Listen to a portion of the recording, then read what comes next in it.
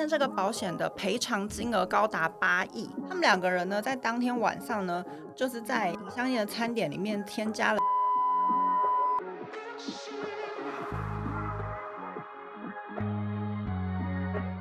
欢迎来到 Hi Day， 我是喜娜。今天是由我来跟大家分享社会事件。那我今天要跟大家分享的社会案件呢，是最近在韩国闹得非常大的社会案件。这个案件呢是嘉平溪谷杀人案，主要登场人物有3位。第一位呢是一个女生，叫做李恩海。第2位呢是这个李恩海的丈夫，叫做尹相业。第3位呢是这个李恩海的情人，叫做赵贤秀。这3个人呢会不停的出现在案件当中，所以先跟大家拉出来讲。内容呢是发生在2019年的6月30号，总共有7男3女，包含我刚刚讲的这3个主要的人物。他们呢在下午3点左右前往嘉平区的溪谷间烤肉游玩。接近傍晚的时候呢，天色有点暗了，其中有一对情侣因为天气冷，所以就先回停车场的车上休息。现场留下来的呢总共有3男2女。那这3男2女呢就包含了刚刚讲的这3个人，李恩海跟她的丈夫尹相业，还有这个李的情人赵贤秀。那这个李恩海呢，他就当场提议说，因为已经要收拾回家了，那不然你们3个男生就去跳水好了。那当时他们去了这个地方呢，算是一个跳水圣地嘛，就是大家都会相约去那边跳水游玩。跳水的地方有4公尺，算是还蛮高的一个距离就对了。然后他潜入的那个溪水大概有6公尺深。那当下李就叫这3个男生去跳水游玩嘛。前面2个男生跳下去之后，这个李恩海的丈夫呢，他跳下去之后呢，现场大家没有发现有什么异状，因为他跳下去之后有探出头来，所以就不疑有他的继续去收拾行李。结果呢，过了几分钟之后，发现这个尹相业他并没有爬上岸，大家才觉得不对劲。所以直到晚上8点24分，大家就赶快报警处理。警方跟救护车在报案的40分钟之后抵达现场的时候，这个尹相业他已经没有生命迹象。那当然这起事件呢，从讲到现在，大家会觉得就是意外的发生嘛。后续警方也做了尸检的报告，他并没有任何明显的外伤。那死因当然很简单，肺部积水，所以最后判定是他是溺水。而且呢，除了肺部之外，尸检还要检查他的胃有些什么食物，所以有检查他当时有没有喝酒，确实有酒精浓度，可是酒精浓度大概只有 0.18%， 这个 percentage 呢大概就是喝了一杯烧酒的量就对了，有喝酒可是没有到酒精浓度很重的状态。那我接下来要讲这个案发经过的详细内容。刚刚有提到总共有7个男生3个女生前往嘉平溪谷区嘛，那这几个人到底是谁呢？除了有一开始出现的关键人物就是李恩海跟她的丈夫尹相业，还有赵贤秀是李恩海的情人，再来还有李恩海的后辈是一个女生，然后还有李俊秀，这个李俊秀呢是李恩海的前男友，还有呢李俊秀当时的女友崔氏。简单来说呢，除了尹相业之外，都是跟李恩海有关联的人。那当时现场报案的人是这个崔氏，也就是这个李俊秀他当时的女友。根据这个崔氏的证词呢，他说当天因为是第一次见到李恩海嘛，所以会互相介绍。那这个李恩海有介绍说，这个尹相业是他亲男欧巴，中文直译都是很熟的哥哥。那当天的状况呢，这个李恩海跟赵贤秀看起来就是交往关系，所以其实在事后崔氏知道说李恩海跟溺水的尹相业是夫妻的时候，她感到非常震惊，怎么会有这个奇怪的组合呢？带着自己的丈夫，还带了自己的情人小王，出现在这样的旅行的场合，她觉得非常的奇怪。那当天晚上呢，是这个李恩海他先提议说叫这3个男生去跳水，可是呢，根据崔氏的讲法，他说呢，尹相业他一开始有拒绝，就说他不要跳。这个李恩海他当下就拿起了地上的救生背心、救生衣，他就说欧巴你不跳的话，那不然我跳好了。当然尹相业的立场就会觉得自己的妻子要这么危险的跳水，他当然不要，所以他就立刻跟李恩海说没关系没关系，我来跳好了。最后才演变成总共是3个男生走上那个坡道去准备跳水。崔氏表示说，跳下水的时候呢，我们都有看到他头有冒出来。这个李恩海他看到了之后呢，他就跟我要了香烟，于是我就转身过来找烟嘛，找一找我就突然听到后面有一声啊一声很大声，然后就发生了刚刚讲的这个溺水事故。以上这些呢是崔氏当时现场的目击证人的证词。讲到这边呢，这个案件确实听起来有一些疑点，但是呢，这个案件其实当时很明显的尸检报告就是显示出这个尹相燕它是溺水，所以就终结了这次的调查。可是呢，为什么这个案件后来到今年又开始被大家拿出来讲，跟为什么这个案件又重启调查的原因呢？这个意外发生之后的几个月，李恩海在处理尹相燕她丈夫的保险单的时候呢，发现这个保险的赔偿金额高达8亿。更诡异的点呢，是这个保险单的失效日期是2019年的7月1号，也就是他溺水身亡的隔天。那他溺水身亡的时候，6月30号是大概晚上8点多左右，所以在4个小时之后呢，这个保险单就会失效，他却在这个不寻常的时间点溺水身亡，所以其实保险公司当时有觉得这个意外非常的奇怪不寻常，所以拒绝理赔。这个李恩海他在2020年隔年的3月9号，他就自行联络了电视节目组，就是 Cross Agosda， 就是我们很常讲的这个我想知道真相这个节目组，抱怨保险公司不理赔的这件事情。李恩海在网络上疯狂的抱怨说他自己拿不到赔偿金，他自己是受害者，丈夫就是这样意外走了，他拿不到任何赔偿金，还被怀疑说自己有嫌疑这样子。那当然节目组就是会询问说她跟丈夫的一些相识过程，就是想要了解更多的细节嘛。李恩海他的诉说是说呢，他们2个人相恋8年才结婚，并且呢，他们2个在婚后一直都是周末夫妻，因为2个人都很忙，所以其实平日没有住在一起，我们都是周末才见面。节目组除了李恩海的证词之外，也找了当天意外的目击证人崔氏，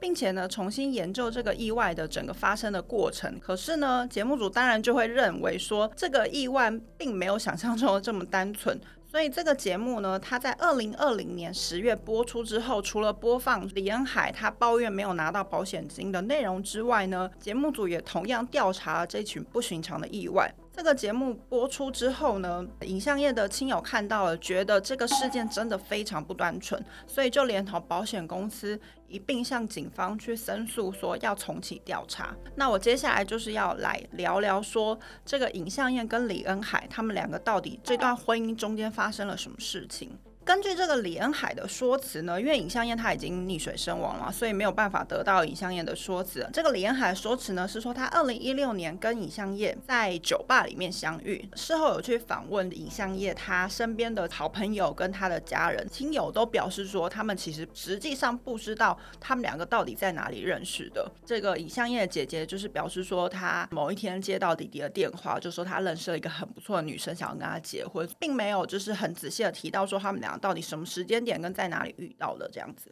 他们2个人呢是在2017年3月结婚登记的，并没有办婚礼。当时这个李恩海呢，他是26岁，跟尹相燕相差了11岁，所以其实没有办婚礼的原因呢，尹相燕当时有跟家人解释说，因为他们俩相差11岁的年龄层实在太大了，担心就是这个李恩海的家人会不舒服或怎么样，所以他们不想要让双方家人见面，所以他们当时并没有实行相见礼。相见礼呢，就是韩国在结婚之前双方家人互相见面的一个礼仪就对了，叫做相见礼。这个李恩海呢，他其实在这段婚姻之前呢，有生过一个女儿，当时是未婚生子的状态。那讲到这个尹相燕呢，他任职于大公司的一个研究员，他的收入算是还蛮稳定而且蛮优渥的。可是结婚之后呢，这个尹相燕他们家虽然有资助他并且帮他准备了新婚房，但是李恩海呢，他却用各种理由，觉得他自己原本住的地方就很好啊，丈夫不用再搬家啊等等的理由拒绝同居，所以最后呢，他们2个是各自住在仁川跟水源。然后平日2个人是不会见面，只有周末才会见面，是韩国所谓的周末夫妻。那这个尹相燕呢，她最后住进了水源的一个半地下的房子。韩国所谓的半地下房子，大家如果有看过《寄生上流》的话，那个房子就是半地下。通常半地下的房子，它的房租会比较便宜。那这个李恩海呢，他住进了这个仁川的新婚房，是一个公寓，就是有电梯的房子。根据后面的调查，他其实当时是跟几个好朋友住在一起，也不是一个人住。那一开始有提到还有一个关键人物叫做赵贤秀，这个赵贤秀呢，他是李恩海一直认识的男性友人，他即使在婚后也一直持续都有跟赵贤秀来往，照片也显示出他们3个人，就是李恩海跟丈夫尹相业还有赵贤秀，他们3个人常常出去玩、合照、吃饭等等的。这个尹相业溺水当天，赵贤秀也在现场嘛。那这边有一段监视器画面是溺水事故发生当天，尹相业他水源半地下的租屋房门口的一个监视器的画面，可以看到说当天尹相业他在门口，他背着包包在门口要等李恩海来。那他等就看到有一台车进来，那这个车子的名义呢，其实也是尹相业，开车的人呢是赵贤秀，他带着李恩海前来接这个尹相业。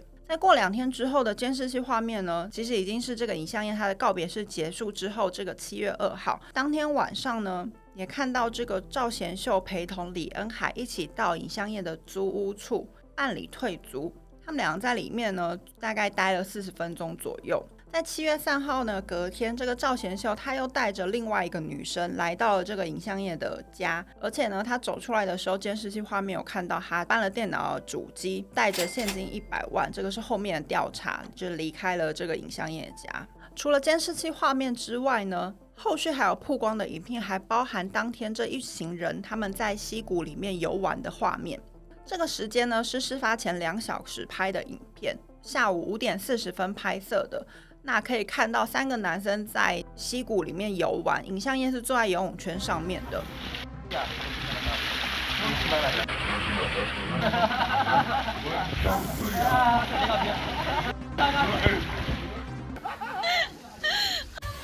못 뒤집네. 무거워서. 其实后面家人在看到这段画面，觉得这一段画面根本不是在洗脑，这段画面很明显就是一群人在霸凌这个尹相业。再来呢，这个是后续亲友的说辞，就是关于尹相业跳水这件事情。尹相业的亲友都觉得这件事情非常的奇怪，因为第一呢，尹相业的姐姐表示说她是不会游泳的，照理来说她不可能会去跳水。亲友也表示说呢，这尹相业他的个性不是会去玩这种刺激性跳水活动的人。再来就是天色都这么黑了，晚上8点多应该外面很暗，没有萤火，然后也没有路灯的状况之下，他们要去跳水这件事情听起来就很不合理。再来呢，刚刚有提到这个尹相业跟李恩海他们俩的婚姻关系嘛，他们两个是周末夫妻，平日没有再见面的。刚刚有说到呢，最后这个仁川的新婚房呢，是这个李恩海跟他朋友一起居住。然后呢，这个尹相业他是一个人住在水源的半地下房嘛。根据尹相业的房东说法呢，李恩海大概1个月会来找尹相业大概1-2次。可是呢，这个李恩海他其实不太会进去尹相业的租屋处，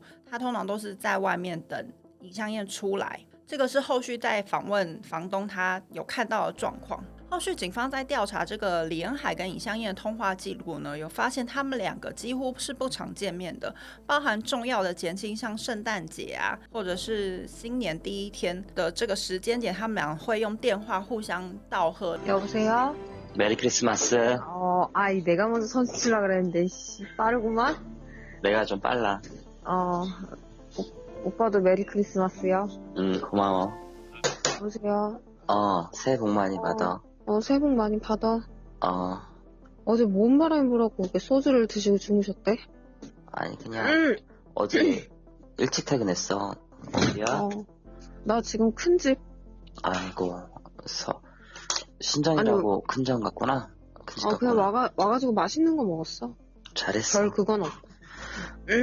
맛있는 거 많이 먹어. 거기서 새해 첫날인데. 听到的就是他们2个没有在一起庆祝。再来呢，要讲的是关于李恩海跟尹相业这对夫妻2个人的金钱关系，因为一开始有提到保险金的问题嘛，就扯到他们2个中间到底有没有发生一些金钱的争执。警方调查这个尹相业他的手机呢，对话记录里面就有发现尹相业有传了很多文字讯息给李恩海，里面内容就有提到类似说，恩海啊，我肚子好饿，我没有钱吃饭，恩海啊，帮我买一双新鞋吧。甚至那个李相业他还传了他鞋子破掉的照片给这个李恩海，写说我鞋子都破成这样了，你帮我买一双鞋好不好？还有说，恩海啊，你可以转1万块给我吗？我想要在便利商店买泡面跟水，我肚子很饿，我不知道要跟谁借钱了。讯息呢，甚至还有写说我刚刚已经把钱转给贤秀了。除了以上的讯息内容之外呢，当然还有两个人的一些对话内容，一些通话记录。 오늘? 응. 없다니까? 왜? 그거 걔네들 줬잖아. 아니 오빠 먼저 줘야 된다 했잖아. 원래 오늘 먼저 500 주기로 한 거잖아. 또 내 말 귀뚱으로 들었지? 所以呢，其实从以上的调查内容显示说，就是婚后这个连海其实不停的向尹相燕用各种名义跟他拿钱。后续的结果发现呢，婚后的这2年之间呢，李恩海从尹相燕身上拿到了接近2亿韩币的金额，甚至呢，这个尹相燕要给李恩海父母零用钱的方式去转账，可是呢，后面调查发现呢，这个李恩海的父母根本没有拿到半毛钱，推测就是这些钱应该就是进到李恩海的口袋里啦。那也因为呢，尹相燕他不停的给李恩海钱，所以他虽然在一个大企业上班，薪水也算蛮优渥的，可是最后呢，他却沦落到没有钱生活，没有钱吃饭，要跟银行借贷款，欠下了1亿多的债务，最后是申请了破产。而且呢，这个尹相燕她的好朋友事后有表示说呢，其实在尹相燕结婚之后呢，她有频繁的向大家借钱，可是她借的钱都不是说金额很大，真的就是10万、20万这种可以就是吃饭的金额就对了，真的就是想要借钱吃饭。甚至呢，在这个尹相燕她的手机记录里面，还有她曾经在非法途径的网站上面就试图想要变卖她的器官，她没有钱到这个程度。再来呢，要讲到关于保险金这个部分。尹相燕跟李恩海结婚之后的5个月后，2017年的8月，李恩海呢，他当时是说他自己想要买保险，那他有认识的人在当保险员，所以他想要跟他买保险，让这个尹相燕陪他一起去，当然是用各种的说法让尹相燕也一起买保险。受益人呢，他就让尹相燕写说是李恩海他自己。林林总总这样买的保险呢，到最后每个月要缴的保险金额大概是70万。后续根据在调查保险员的说法的时候呢，他其实是李恩海以前的国中同学。当时李恩海找上他的时候有说呢，因为就是我现在结婚，然后我的丈夫在大企业上班，薪水还不错，所以那个保险金呢可以有多高就多高，尽量设计比较贵的保险产品给他。可是呢，后来根据这个保险公司的回复呢，尹相燕的保险单其实都没有准时交付保险金额，都会抵达了一个时间就会快要失效这样子。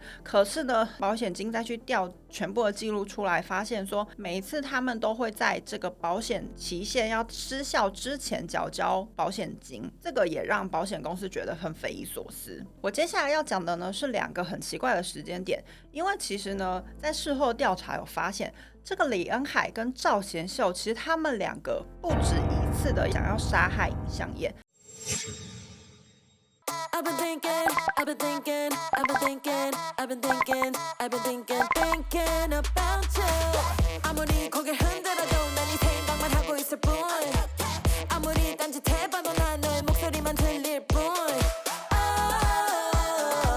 있으면 내 here with me. 在尹相燕溺水之前呢，曾经有2次他们有试图杀害过尹相燕。第一个时间点呢是2019年的2月17号，尹相燕缴交了保险金。可是再过了几天，2019的2月25号呢，尹相燕就是因为吃了太多的河豚，导致他有一点腹泻。这个其实是李恩海他们设计第一次想要杀害尹相燕的意外。这个时间点是发生在江原道。李恩海呢跟赵贤秀他们2个呢就是相约尹相燕一起出去玩。他们2个人呢在当天晚上呢就是在尹相燕的餐点里面添加了河豚的毒素。可是呢，因为毒素不足，所以尹相燕并没有死亡。为什么会发现这件事情呢？是因为警方后续在调查李恩海跟赵贤秀的对话记录，有发现内容有写说，为什么我都放了这么多河豚的毒，他还没有死？这个是第一次他们想要杀害尹相燕。再来是第2个缴交保险金的时间呢，是2019年的4月30号。第2个发生的意外呢，2019年的5月10号，这个尹相燕不小心掉落到钓鱼场里面。这一天呢，他们一行人就是前往龙仁的一间钓鱼场，包含李恩海、尹相燕还有赵贤秀跟当时赵贤秀的女友。事后呢，在调查赵贤秀的女友，她的说辞是说呢，当天晚上我们在小屋里面玩，当天有喝了一点酒，那喝完酒之后呢，赵贤秀就一直约尹相燕出去讲话，并且呢，这个李恩海他就拉着我说，我们就待在这里吧，这样子。他们两个出去之后呢，过了一阵子，我听到哦哦哦，然后就扑通的掉水声。出去呢，就看到这个尹相业跟赵贤秀他们两个是落水，最后呢就是被旁边的人救上岸。可是呢，当时两个人被救上岸之后呢，我有听到李恩海跟尹相业他们两个的对话，就是你推我的啊，你为什么要推我下水嘞？然后李恩海就说我没有推你呀，是你喝太多酒了。可是呢，这个尹相业坚持说就是你推我的啊。李恩海就回答他说对对，就是我推你的，我就是坏女人，我就是想要杀死你，可以了吧？尹相业听到就是李恩海这样意气用事的发言之后呢，他就立刻安慰他说没有没有没有，是我会错意了，不是你推我的。以上这些对话呢，是赵贤秀当时的女友讲述的证词。当时的这个目击证人还说呢，我们当时两个人一起冲出去，看到两个人落水的时候呢，这个李恩海他并没有想要跳下水去救自己的丈夫尹相业，所以我当时以为他可能不会游泳。可是实际上呢，李恩海他在尹相业意外身亡之后的1个月，他在他自己的 SNS 放上自己去冲浪的影片，而且他如鱼得水，看起来就是一个会游泳的人，也很常去冲浪。所以呢，这个李恩海其实会游泳，而且呢，放上这个影片，感觉她对于自己丈夫的过世一点也不悲伤。事件讲到这边呢，就会发现这个事件一直围绕着李恩海跟赵贤秀，而且呢，李恩海不停的在后面一直陆陆续续被挖出来很多事件。这个李恩海呢，他其实在20几年前有出演过电视节目，这个电视节目名字叫做 Love House， 是一个改造房间的一个节目。当时的李恩海是一个国小生，跟身障的父母住在一起，所以其实当时的主持人对他非常的印象深刻，因为当时的李恩海呢，就是非常乖巧很懂事，虽然父母不良于行，可他就是都很听话这样子。可是这个李恩海呢，他到后来就等于整个走歪了，因为他15岁之后就离家出走。然后呢，根据他以前的同学表示说，因为他离家出走了之后没有钱嘛，所以他当时就是到处偷钱，而且很常看到他在网咖里面跟人家聊天。而且他在年轻学生时期呢，曾上过多次的少年法庭。再来呢，这个李恩海他在20岁的时候就未婚生子，在2011年的1月15号生下了一个女儿，并且李恩海到现在为止交过非常多任的男友，而且呢都有论及婚嫁，甚至还有办过婚礼。那李恩海他主要的谋生工具呢，除了从这些男生们拿取钱财之外呢，他还有跟赵贤秀一起经营赌博的一个非法网站。以上呢就是关于李恩海跟尹相业他意外事故跟后面的故事。接下来要讲的呢是关于这个李恩海，我刚刚有提到说他交过非常多的男朋友嘛，所以后来呢，警方就开始调查他这些男朋友有发生过什么事情。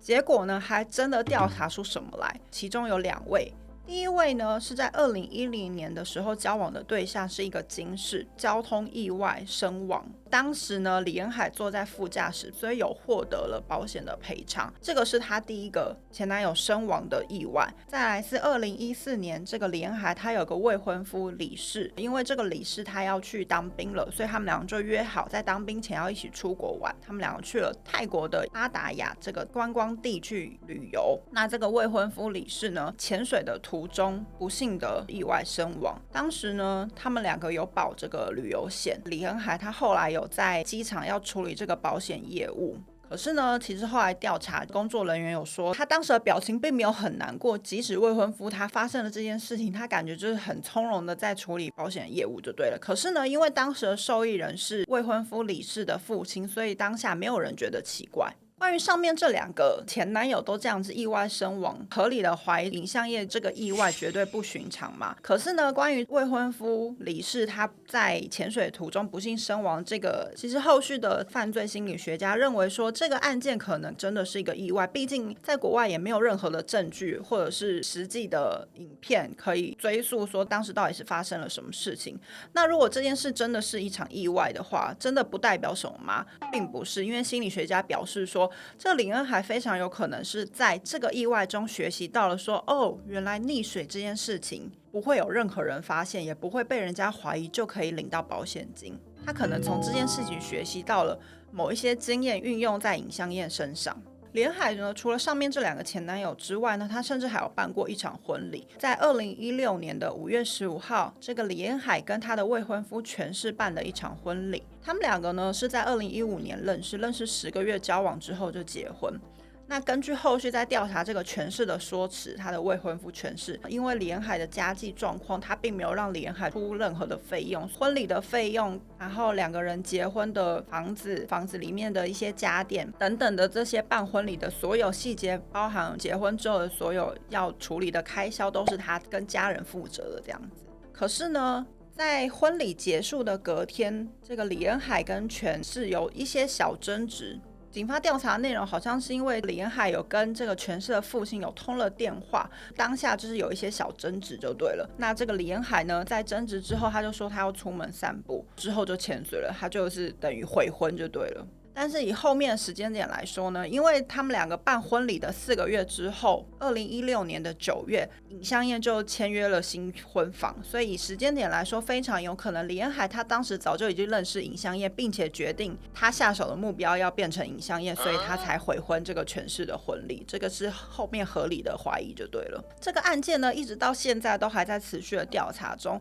并且呢，直到去年2021年的12月。根据这些以上所有的调查内容，警方就正式将李恩海跟赵贤秀列为最大嫌疑犯，并且传唤他们两个调查。可是呢，就在2次传唤的之后呢，两个人就失踪找不到了。他们两个总共呢失踪了将近3个多月。失踪之后呢，仁川地方警察就随即公布他们俩的画像，通缉两人。但是可能是因为呢疫情影响吧，因为那个时间点就是还在有疫情，所以大家都出门就是戴口罩，可能再戴个帽子，所以其实很难被认出来。所以他们两个逃匿了3个多月，甚至呢他们在2022年的4月3号逃亡的111天，他们跟朋友白氏在中路见面，中路就是在广藏市场那边。他们甚至还3个人一起到广藏市场去吃广藏市场很有名的生牛肉。因为呢，在逃亡期间，李恩海有不停的跟这个白氏联系，最后呢是白氏的朋友去举发了这件事情，并且找到了2个人。在2022年4月16号，也就是上个月的事情，警方逮捕了2个人。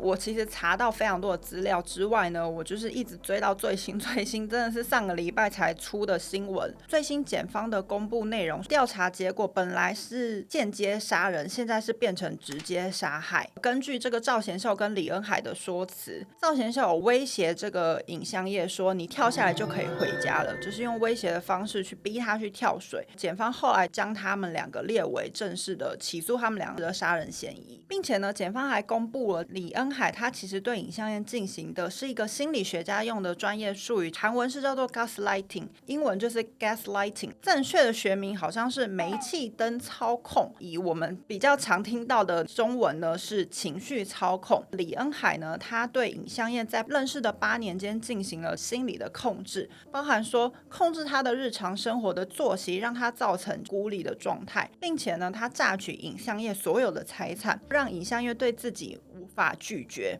那我再跟大家多说明一下这个煤气灯操纵这个专业术语它到底是什么东西呢？其实以我们知道最近台湾的新闻呢，就是这个王力宏的前妻李静蕾，她在对外的声明中有曾经提到过这个单字，她说呢，他自己才是被情绪操控 gaslight 的那个人。这个名词呢，其实是来源在1983年的一个剧本叫做 Gaslight 的一个电影啦。电影的内容我有看，是一个黑白电影，灯还是用煤气灯。那个丈夫呢，就是常常会对这个煤油灯呢做一些手脚，让那个煤油灯越来越小，越来越小，火苗越来越小。这个妻子当然有发现嘛，她就会觉得家里的灯怎么越来越暗，就有跟丈夫讲，丈夫就会催眠她说，没有，是你的错觉，你心里有问题，我们煤气灯一直都是长这样子，你怎么会有这种幻想呢？就是每天都这样对他说，最后导致于这个妻子对自己的心理状况产生了疑问，是不是自己有什么问题这样子。所以这个电影的名称 Gaslight 延伸出煤气灯操纵的这个心理名词，英文是 Gaslight。